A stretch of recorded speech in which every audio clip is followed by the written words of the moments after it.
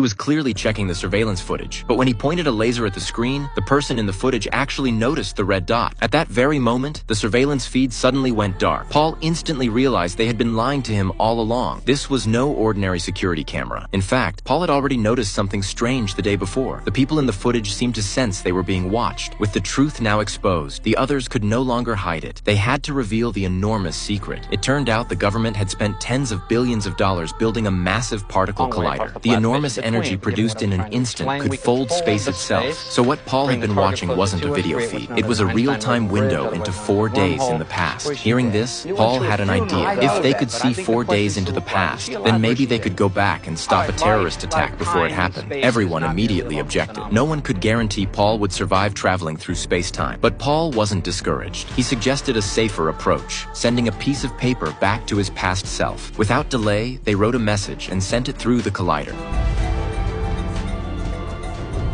And the paper didn't disappoint. It really appeared in Paul's office 4 days earlier. However, because of the massive power the collider consumed, sending the message caused a citywide blackout. When power was restored, they confirmed the paper had arrived at Paul's office. But by then, Paul had already left. It was his partner, Larry, who saw the message. Without hesitation, Larry rushed to the ferry terminal. Meanwhile, in the surveillance feed, Paul had just located the suspect. And at that moment, Larry's car arrived at the scene.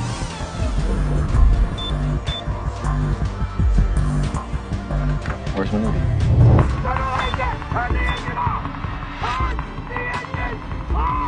That's when Paul finally understood why Larry, who was supposed to be on vacation, had shown up at the ferry. It was all because of the note they had sent. In other words, they had interfered with the timeline, and the consequence of that interference was Larry's death.